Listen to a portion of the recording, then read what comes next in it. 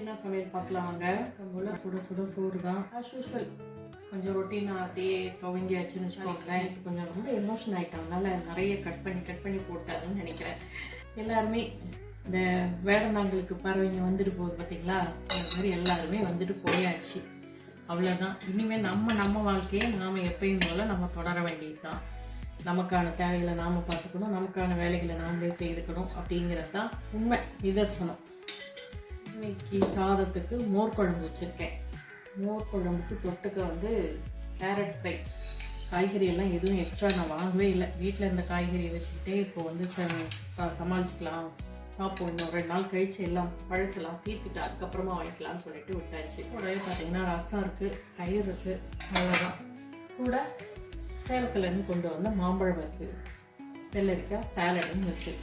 இவ்வளோ தாங்க. ஒருத்தர் சொல்லியிருந்தாங்க, கேட்டிருந்தாங்க, அவங்களுக்கும் நான் ரிப்ளை பண்ணணும். பட் இதுலேயும் நான் சொல்லிடுறேன், சமையல் போடுறதுனால என்ன பிரயோஜனம், நீங்கள் வந்து அதை வந்து சமைக்கிறதையாவது போடலாமில்ல அப்படின்னு சொல்லிட்டு அவங்க கேட்டிருந்தாங்க. அது எனக்கும் தெரியுது, புரியுது. ஆனால் நான் இன்னைக்கு சமைக்கிறத எடுத்து நான் வீடியோ போட்டேன் அப்படின்னா ஒரு 100 பேர் 200 பேர் கூட அதை பார்க்குறதே கிடையாது. ஆனால் இன்றைக்கி என்ன சமையல் போட்டேன்னா அது போகுது, ஒரு சில நாளைக்கு 1K, அப்புறம் அதுக்கு மேலே அப்படியெல்லாம் போகுது, பார்க்குறீங்க. அது ஏன்னு புரியல எனக்கும். ஏன்னா நான் வந்து என்ன சமைக்கிறேன்னு சொல்கிறது, எப்படி சமைக்கிறேன்னு சொல்கிறது அது முக்கியம் தானே. அது ஏன் பார்க்கறதில்லன்றது எனக்கு புரியல. நான் இன்றைக்கி என்ன சமையலில் வந்து நான் வந்து அதோடு மட்டும் நான் விடுறதில்ல.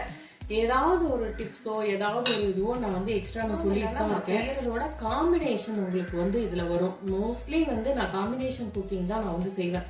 உங்களுக்கு ஒரு ஐடியா கிடைக்கும், அதுக்காகவும் சேர்த்து தான் நான் வந்து இது வந்து நான் போடுறது. இவ்வளோதாங்க. நான் உங்களுக்கும் தனியாக பதில் சொல்லணும். ஓகே, இந்த வீடியோ உங்களுக்கு பிடிச்சிருந்துச்சுன்னா லைக் பண்ணுங்கள், ஷேர் பண்ணுங்கள், கமெண்ட் பண்ணுங்கள். புதுசாக பார்க்குறீங்கன்னா சப்ஸ்கிரைப் பண்ணிக்கோங்க. தேங்க்ஸ் ஃபார் வாட்சிங். பாய்.